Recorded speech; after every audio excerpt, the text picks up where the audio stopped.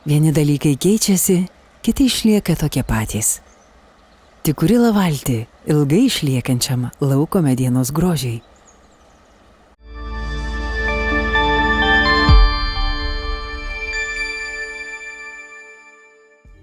Sveiki, esu Audrius Dryžas, Tikurila akademijos vadovas ir šiandien pakalbėsime apie labai tokią įdomią temą, apie termomedį.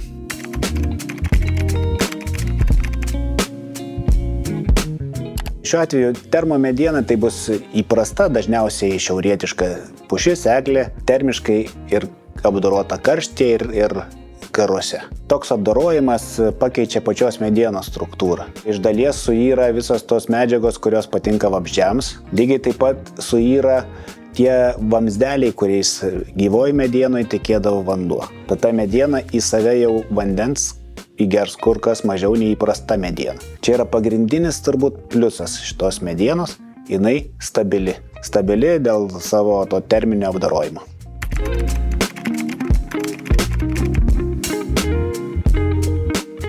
Tai turbūt pagrindinis pas mus visgi tas veiksnys yra drėgmė.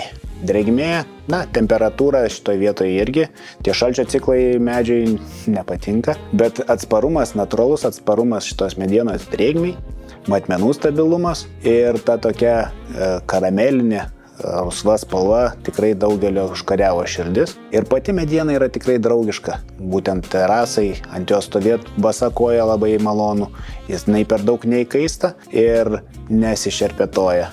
Jinai santykinai minkšta mediena tokia mūsų pojūčiams.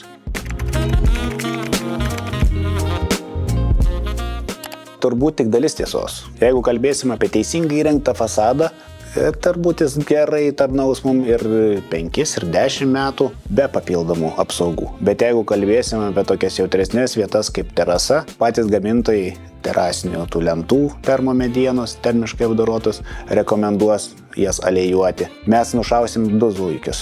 Tai mes išlaikysim natūralią tą galbūt spalvą arba galbūt ją norėsim kaip tik pakeisti.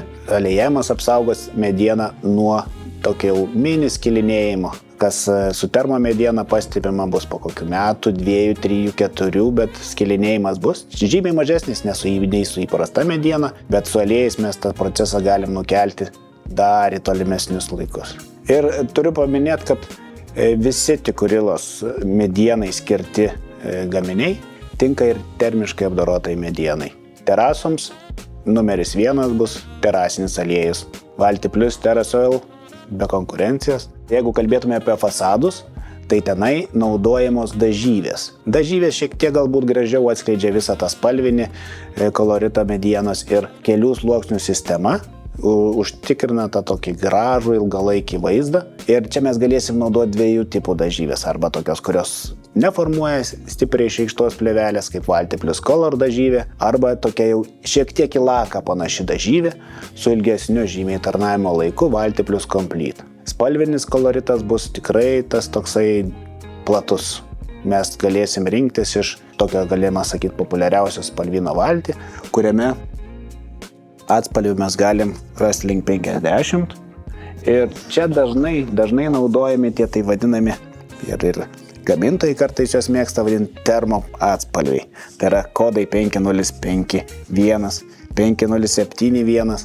Kartais pravartu naudoti tą spalvą, kad vientisą spalvą pasirinkti, kad mes išgautume homogenišką terasą arba fasadą, nes kartais ta iš gamyklos atvažiavusi lenta bus tokia pamargė, kažkur tai tamsesnis rudumas, kažkur šviesesnis, labiau nublukusi, daugiau galbūt padegusi ten tą medieną. Tai mes naudodami tonuotą aliejų galim suvienodinti spalvą. Tiek fasadui, tiek terasai.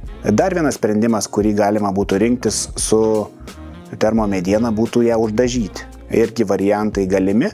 Ir čia naudotume dažus, rekomenduotume Valti apakoje, kurie tikrai pasižymi tokiu dideliu atsparumu šoniniam lietui ir dideliu elastingumu.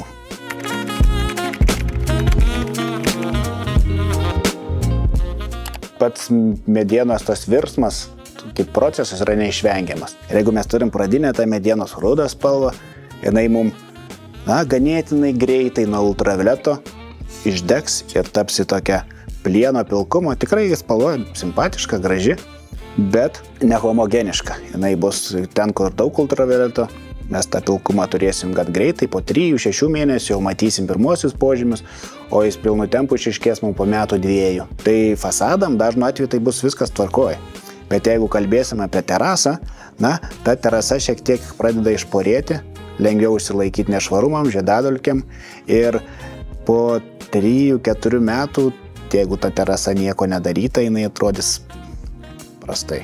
Ir slidumas ant paviršiaus drėgnų metu atsiras ir pats vaizdas tikrai bus mūsų nedžiuginantis.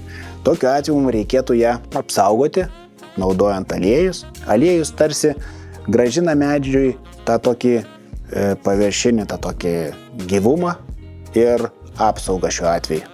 Rekomenduočiau naudoti termomedienai termospalvas, bet jeigu darysite kitokias ir kardinaliai priešingas spalvas, šviesias, pilkas, baltas ar apskritai pilkas, atkreipkite dėmesį, kad mes turim kaip pagrindą tai rudą spalvą. Tad labai sveika pasidaryti pavyzdį, kad mes matytume, kaip ten tas tikrasis vaizdas mums atrodys. Kodėlgi reikėtų pasidaryti tą spalvos bandinį? Vien dėl to, kad mes labai daug skirtingų galim turėti medienos variantų.